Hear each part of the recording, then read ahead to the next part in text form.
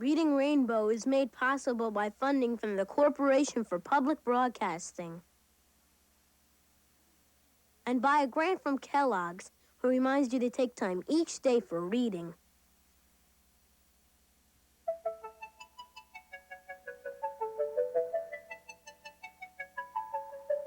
Butterfly in the sky, I can go twice as high.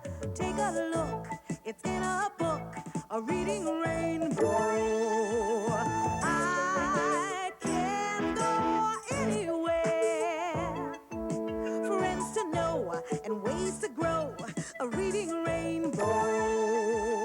I can be anything. Take a look, it's in a book, a reading rainbow. A reading rainbow. A reading rainbow.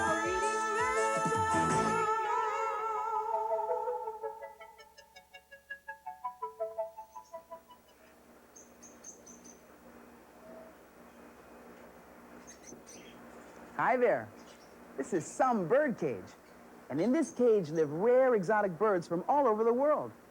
Like this guy here. This is Sweetie, a yellow-naped Amazon. The white birds you see are cockatoos.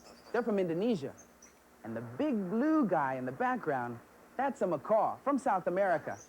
This is Sports Arena Tropicals, a pet shop that specializes in rare, out-of-the-ordinary pets, like these feathered friends. Did you know that some people like spiders and snakes for pets? Well, this is one of the places where they can come and buy them.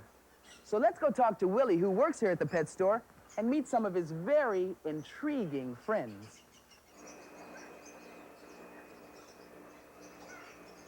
Hiya, Willie. This isn't what I think it is it? This is a tarantula. That's what I thought. Where does it come from? This particular one comes from northern South America. Now, there's something that I've always wanted to know about tarantulas. Are they or are they not poisonous? Well, they're venomous in that they sting, but it's just like a bee if they bite you. So it's not lethal. It can't kill you. Unless you're allergic to it, it can't. Now, what do tarantulas eat? They eat mostly small insects like crickets and cockroaches, whatever they find along the ground. Do they eat a lot? This one here will probably eat 3 crickets in a week. Really? Yeah. And how big do they get? Well, it depends on the kind. This particular kind here only gets about 4 inches across, but some of them will get as large as your hand. Really? Yeah. So this is kind of a baby. This is a baby? It's a smaller kind. A smaller one. What is all of this hair here? Does it serve some specific purpose? Well, they use it as a defense. They pick it off their rear ends when they feel threatened, and the hair gets into your skin and causes it to itch. Ah. It's just a way of discouraging other animals from eating them. So he uses it for protection? Basically, yeah. Yeah. Just one last question. Why would anybody want to have a tarantula for a pet? Well, they're different, they're quiet, don't eat much, and they're just weird. I guess. Yeah, speaking of weird things, got another friend over here you might want to see. Let's take a look. Let me get this guy back.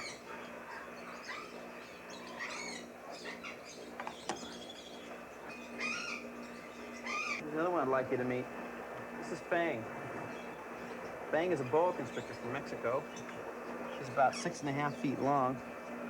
And she get about another 3 or 4 feet long Yeah?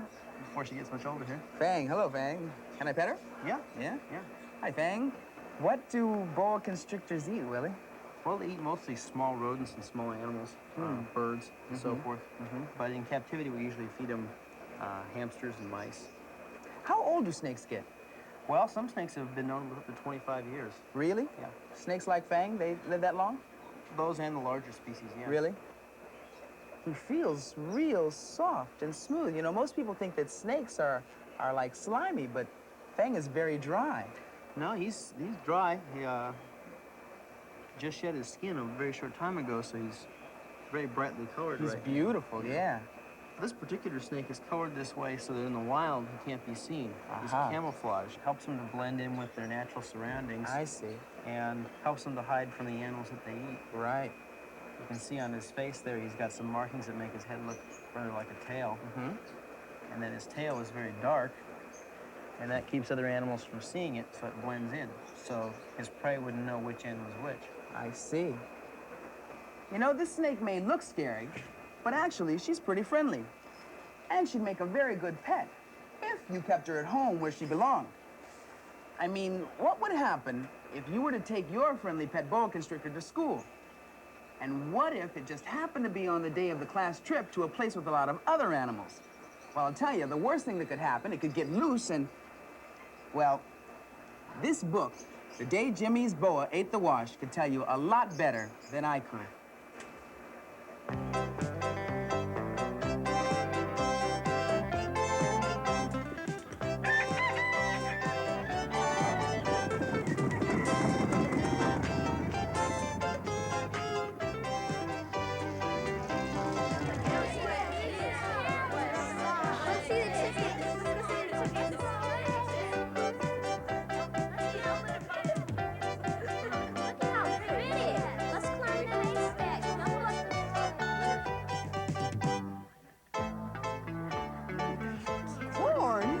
Latin gratin is good to eat. A staple food of the American Indian. A popular favorite on the cob.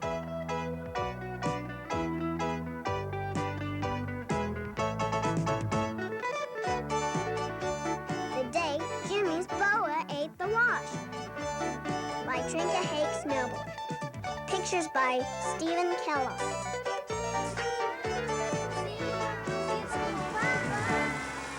Hi, how was your class trip to the farm? Oh, boring. Kind of dull. Until the cow started crying. A cow? Crying? Yeah, you see a haystack fell on her. But a haystack doesn't just fall over. It does if a farmer crashes into it with his tractor. Oh, come on. A farmer wouldn't do that. He would if he were too busy yelling at the pigs to get off our school bus. What were the pigs doing on the bus? Eating our lunches.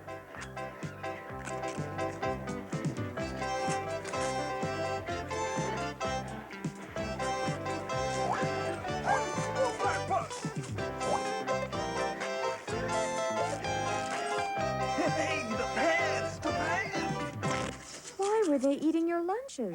Because we threw their corn at each other, and they didn't have anything else to eat. Oh, that makes sense. But why were you throwing corn? Because we ran out of eggs. Out of eggs? Why were you throwing eggs? Because of the boa constrictor. The boa constrictor? Yeah, Jimmy's pet boa constrictor. What was Jimmy's pet boa constrictor doing on the farm? Oh, he brought it to meet all the farm animals. But the chickens didn't like it. You mean he took it into the hen house? Yeah, and the chickens started squawking and flying around. Go on. Go on. What happened? Well, one hen got excited and laid an egg, and it landed on Jenny's head. The hen? No, the egg. And it broke yucky all over her hair. What did she do? She got mad because she thought Tommy threw it. So she threw one at him. What did Tommy do? Oh, he ducked, and the egg hit Marianne in the face. So she threw one at Jenny, but she missed and hit Jimmy, who dropped his boa constrictor. Oh, and I know. The next thing you knew, everyone was throwing eggs, right? Right.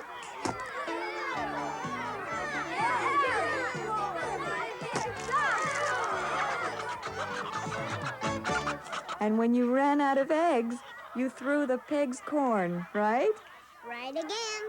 Well, what finally stopped it? Well, we heard the farmer's wife screaming. Why was she screaming?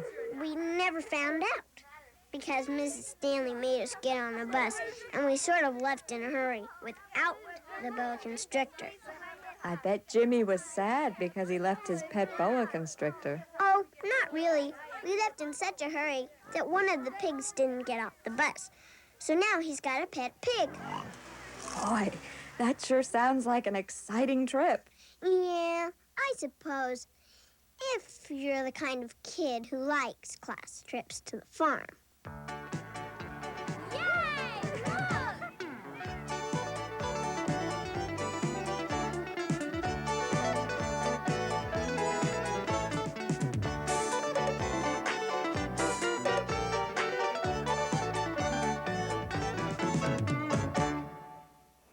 What's the matter? Never seen a snakeskin muffler before? This one just happens to have the snake still in it. If you could have any strange pet in the world, what would you choose? A mouse. An iguana. A dinosaur because I like to ride on it and play with it. A cheetah, so I could train it to hunt. I would like a duck-billed platypus. A mermaid. A snake because I like slimy things that are skinny. A walrus because it's big and belongs in the water. An elephant with rabbit ears. A lizard because it's very, very slimy. A frog because he can hop all over around the place. I'd like to have a sea lion so I can go swimming with it.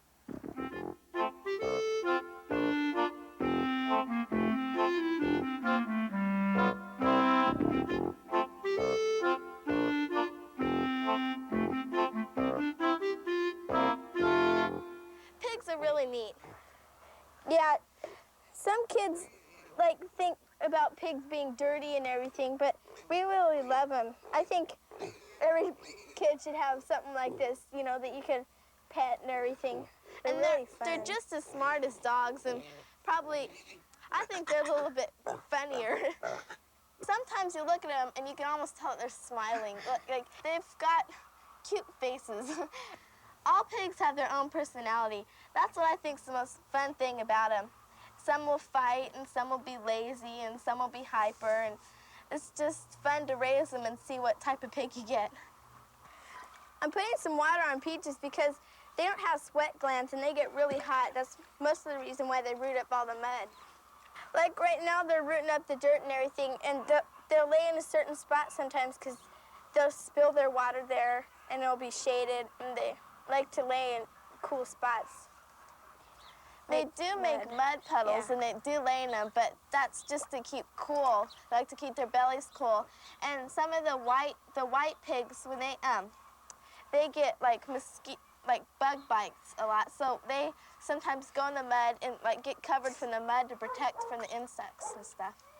You can't sneak up on a pig. They can hear real well, and their ears are really soft. They have little hairs inside.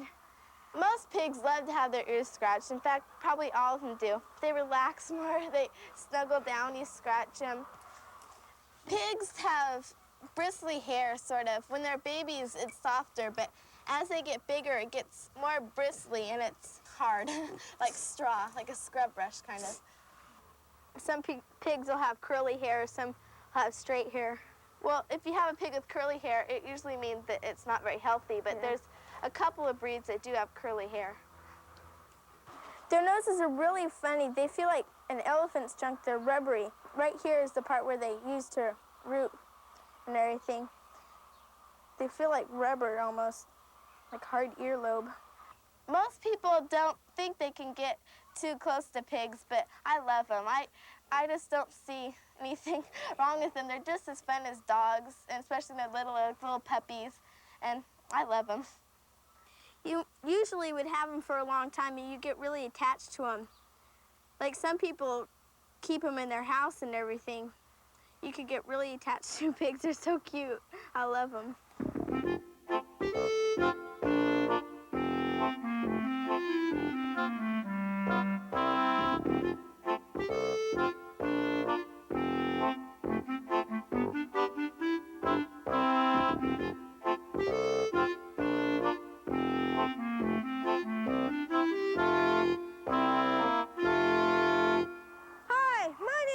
Hilliker. This here is my sister Laura Hilliker. We live on our grandparents' farm. Hi, this is Herbie. He's one of our steers. We have lots of other animals here on the farm. On the farm, there's open space and blue sky up above. Well, there's cows and geese and ducks and pigs and lots and lots and lots of eggs. Those roly-poly things that only hens can lay. Eggs, they're everywhere you go, all the same in every way. Outside they're like a white football, inside they're not like that at all. There's something special about those things called eggs. They're in your soufflés and and mayonnaise. Well, don't you think it's time they got some praise? 3 cheers for eggs. They're really fun to eat, so you won't be surprised to hear. Eggs, 50 billion eggs get eaten every year. Some are scrambled, some are fried, some wind up on their sunny side. You never met anyone who hasn't tried an egg. They don't mind if you mistreat them. You can crack and whip and beat them. But most of all, folks like to eat them.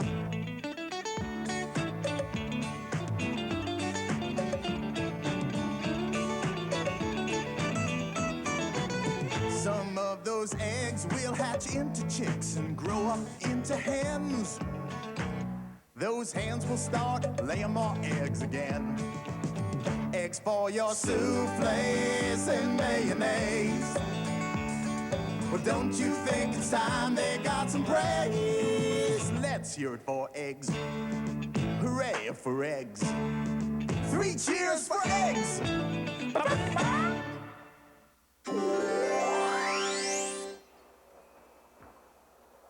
Hey, Fang. I see that twinkle in your beady little eyes. You'd just love to get out there and run around with those farm animals, wouldn't you? But we saw what happened the day Jimmy's boa ate the wash. So you're just gonna have to stay here while I go out to the livestock show. Come on, Fang. I hate to say goodbye, too, but, you know. Looks like she doesn't want to leave you, LeVar.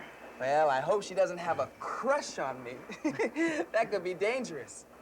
Listen, thanks, Willie, an awful lot. Sure, no problem. Take care of Fang for me. Bye-bye. Hi. Imagine having a snake fall in love with you.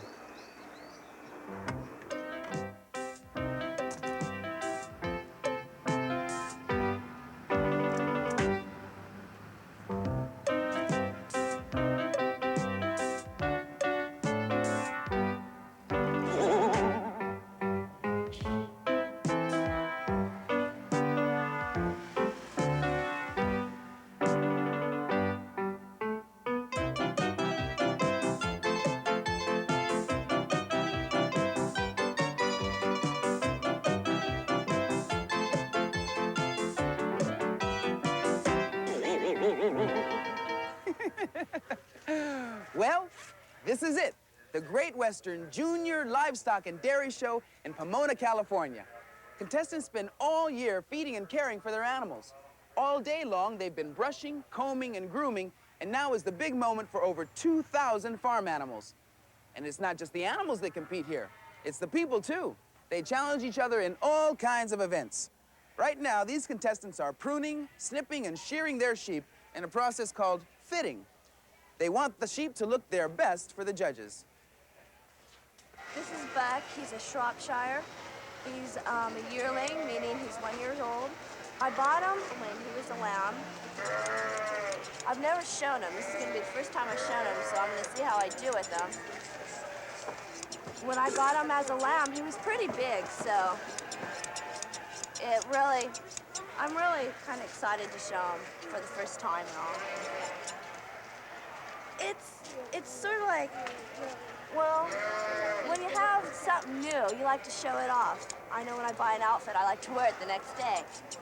So when the first fair comes around, it's like I get to show them off. And it's kind of exciting. When you take your sheep to a fair, you wash it, you pack it, you card it up, trim it, you make it look as best as you possibly can, and then you go and you show off your talent, you show off your good work, your hard labor, and you really feel good, and no matter where you place, you know you tried. This is a card, and what it is there's these little needles that are curved to a slant. What it does is you take it and it pulls up the wool. So, and after you don't go all over the sheep. You just pick an area and you work from there. After you get the wool up, you take your shears and you shear it down and try to get it as flat and as even as possible. We started with Buck today about 7:45, and what we did, he had a big fluff. It was all trimmed and then it was big and fluffy up here. So what we had to do was blend it in right about here. So it's taken quite a long time. It is work, but when you go out there and you win a ribbon, even if it's the last place, you think, I tried, and this is what I get for it. The contestants have to bring their animals into the show ring for close inspection by the judges. Getting a blue ribbon is the big payoff for a year's worth of hard work. Well, when I take Buck out in the ring or any of my sheep, I'm very nervous. All these eyes are watching me. I'm being judged. Usually my parents are out there. I'm very nervous. But after a while, about 5 minutes or so, you start to ignore all the eyes and just watch what the judge wants you to do. Bone. There are pretty long-bodied bucks on the bottom that just aren't quite massive enough, not enough power up through their front end or enough bone all the way through. After I do all my work, and I'm out in the ring, and it's over with, I can tell and I know that I tried my best, and it was worth it.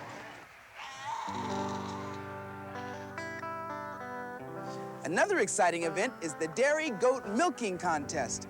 The competitor who ends up with the most milk in his or her bucket is declared the winner. And it can get pretty hectic. The winner gets a blue ribbon as top goat milker of the year. And the runners-up, well, they can try again next year.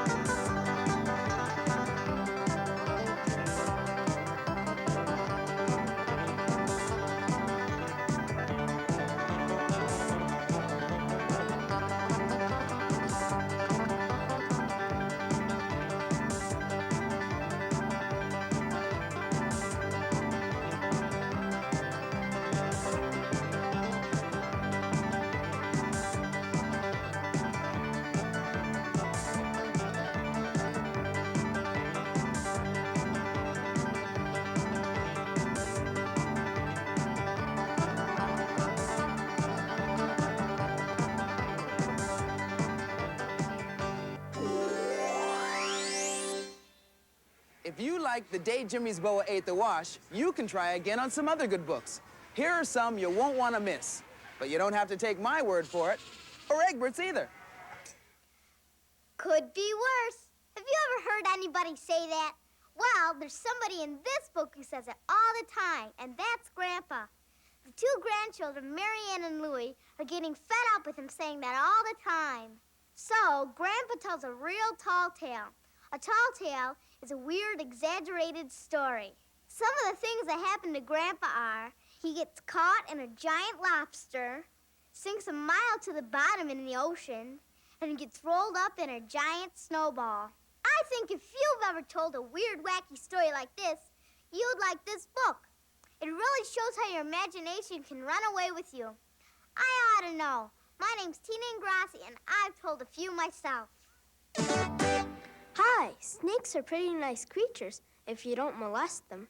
Some people even have them for pets. But I don't think my mom would let me have one, unless it was a neat snake like Crichter.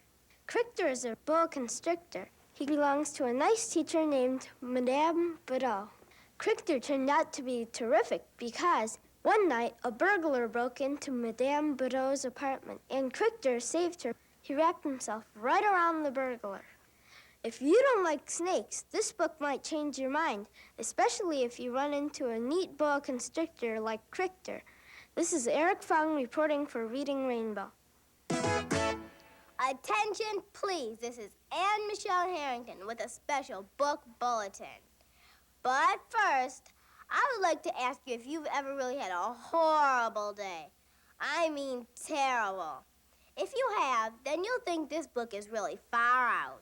It's about a boy named Alexander who wakes up in the morning with gum in his hair. Yuck!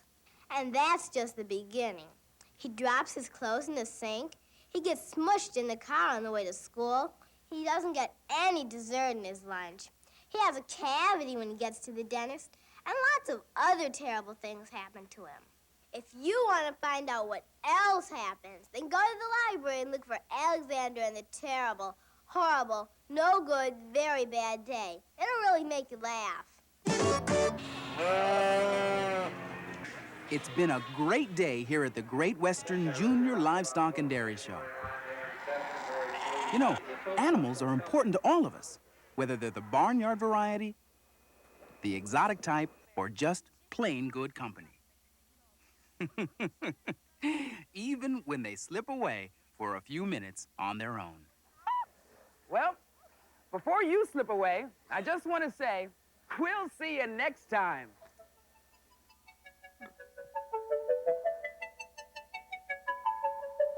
Butterfly in the sky, I can go twice as high. Take a look, it's in a book, a reading rainbow.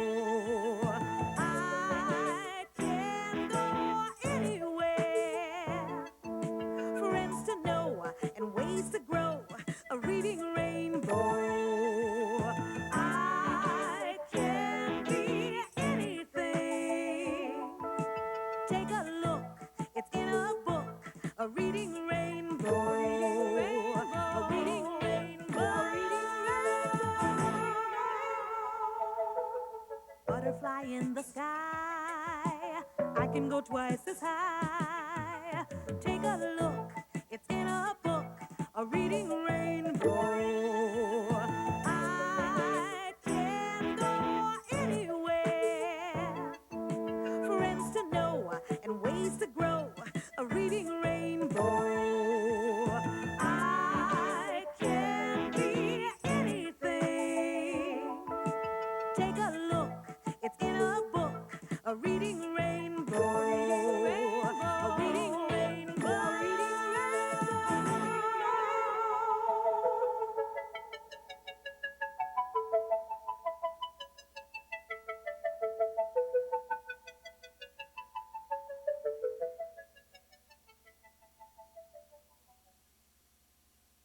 Funding for Reading Rainbow is made possible by a grant from Kellogg's, who urges you to explore the joys of reading.